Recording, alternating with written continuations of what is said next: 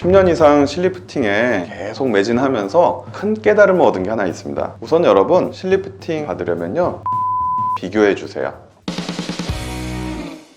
여러분, 오늘은 아주 중요한 얘기를 하고 싶어서 나왔는데요. 피부과의 안티에이징 분야에서 실리프팅이란 게 도대체 뭐길래 그토록 많은 오해와 잘못된 상식이 있는지 자세히 알려드리겠습니다. 네, 실리프팅이요, 말 그대로 실로 뭔가를 리프팅한다는 뜻이겠죠. 일본말로는 이또 리프토, 영어권에서는 스레드 리프트라고 하죠. 뭐 다 비슷비슷하네요. 저는 근데요, 이 실리프팅이란 단어 자체가 자칫 오해를 불러일으킬 수밖에 없도록 만들어진 단어라고 생각하거든요. 어느 병원 가셔서 물어보시든 어떤 원장님들도 같은 대답을 할 겁니다. 실리프팅의 시술 개념은 실로 피부를 당겨 올리는 것이라고요. 그러니까 리프팅 효과를 내려면 실들이 중력과 싸워서 이겨내야 한다는 소리인데요. 예를 들면 이렇게 올려야 된다는 얘기겠죠. 근데요, 저는 그렇게 생각하지 않습니다. 아니, 어떻게 24시간 동안 중력과 싸워서 이길 수 있는 존재가 있을까요? 여러분들 상상을 한번 해보세요. 여기 천장에 무거운 추를 매달았다. 그래서 추가 바닥에 툭 안 떨어지게 실을 걸어놨기 때문에 튼튼하게 리프팅 효과가 이루어진다라고 하는 게 이 천장의 입장에서 생각해 보세요. 얘가 얼마나 불편할 것 같아요? 계속 24시간 붙들려 있는데 말이죠. 여러분, 실은 여러 종류가 있겠죠. 상처가 생기면 봉합할 때 쓰는 의료용 실도 있고요. 근데 특히 이렇게 돌기가 달려서 당기거나 밀 수 있는 기능을 할 수 있도록 고안된 실이 리프팅용 실이라고 하는 건데요. 당연히 실보다 실에 달려있는 돌기가 훨씬 얇으니까 살 속에서 피거나 꺾이기가 쉽습니다. 여러분, 생각해 보세요. 실 자체는 그대로 가만히 있어도 살덩이가 여기 돌기에 걸려 있다가 돌기에 힘이 풀려서 혹은 피거나 꺾여서 더 이상 기능을 하지 않을 때에는 살덩이가 미끄러져 버리겠죠. 그러면은 실이 그대로 있어도 효과가 사라져 버리겠죠. 그래서 결국 실에 붙은 돌기들이 살의 무게를 지탱해 주는 건데, 입을 크게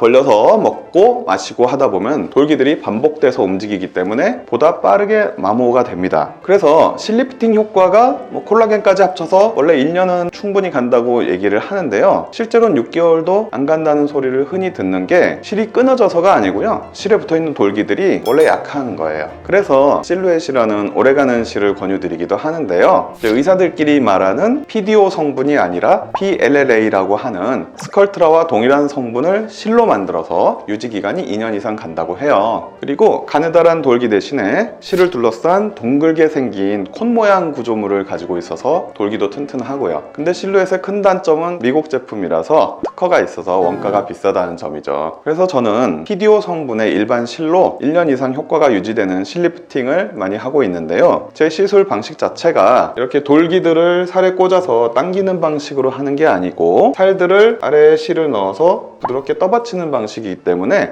돌기에 대한 의존성이 적어요. 그래서 효과가 허무하게 빨리 떨어지는 일이 드뭅니다.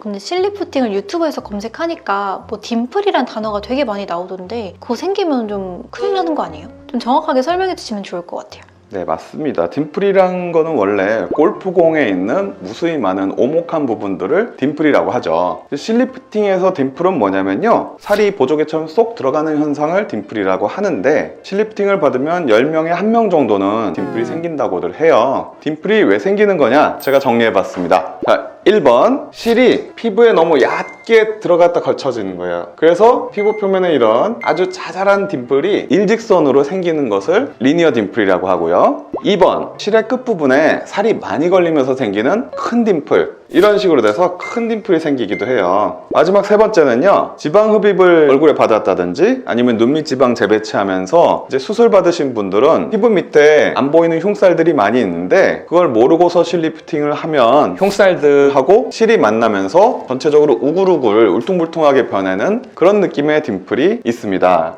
이 세 가지 중에 뭐가 됐든지 간에 실리프팅을 받으시고 딤플이 생겨서 살이 매끈하고 평탄하지 못하면 만족스러울 수가 없겠죠. 그리고 발생한 지 오래된 딤플, 예를 들어서 한 달 이상 방치한 딤플은 해결하기 어려워져서요, 시술한 당일 딤플이 발생했다 그러면은 그날 바로 해결을 해줘야 하는 부분입니다. 딤플이 생겼는데 당일날 바로 해결을 해주지 못하는 병원은 제가 봤을 때는 가면 안 되는 위험한 곳이에요.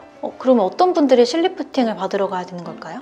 누구나 실리프팅을 받으시면 좋아집니다. 심지어 20대 초반, 아주 젊잖아요. 그런 분들도 실리프팅을 받으면 젖살들이 싹 올라가니까 현재보다 더 갸름하고 날렵한 턱라인을 가질 수는 있어요. 그런데 말이죠, 보통의 경우 실리프팅을 받으러 오시는 분들은 심리적으로 다 공통점이 있습니다. 1번, 한 번에 많이 개선되기를 기대하거나 2번, 전체적으로 다 좋아지기를 바랍니다. 그러면서도 3번, 안면거상이나 윤곽수술 같은 수술적인 방법은 무서워서 도저히 못하시겠다. 4번, 안면거상 수술 같은 어떤 수술을 받으시고 그거에 쓴 경험을 하셔가지고 더 이상 수술은 못하겠다 하는 분들이 실리프팅이 가장 적당할 것 같아서 그런 심리를 가지고 찾아오시거든요. 근데 일부 딴 병원 원장님들이 이런 분들의 기대치를 맞춰드릴 수 있다고 장담하기 위해서 막 피부를 이렇게 쫙 펴서 이렇게 해드리겠습니다 라고 시뮬레이션 하면서 호언장담하는 경우가 있는데요. 이런 행동은 보장할 수도 없고 참 위험하다고 봅니다. 아니 실리프팅이 수술도 아닌데 어떻게 수술처럼 쫙 뭐 이렇게 페이스 오프 해드리겠다고 확언을 하는지 모르겠고요. 저는 중력과 싸우려고 실을 삽입하는 의사가 아닙니다. 아까 말씀드렸죠? 그래서 저는 꼭 필요한 곳에 실을 아껴 쓰기 때문에 결과적으로는 실을 많이 안 써요. 그리고 또 확 바꿔드린다고 말하지도 않습니다. 대신에 리프팅이 꼭 필요한 부위 있잖아요. 예를 들면 심부볼, 심술보, 울퉁불퉁한 턱 라인 이런 데를 딱 지상으로부터 3cm 아닙니다. 3mm 정도만 정확하게 들어 올려 줄 수는 있습니다. 그래서 저는 마리오넷이나 앞볼 팔자 혹은 이중턱 같은 곳에 특화된 실리프팅을 하는 입장이라서요. 딱 3mm 정도만 교정해드려도 괜찮다 하는 분한테만 시술해드리고 있습니다.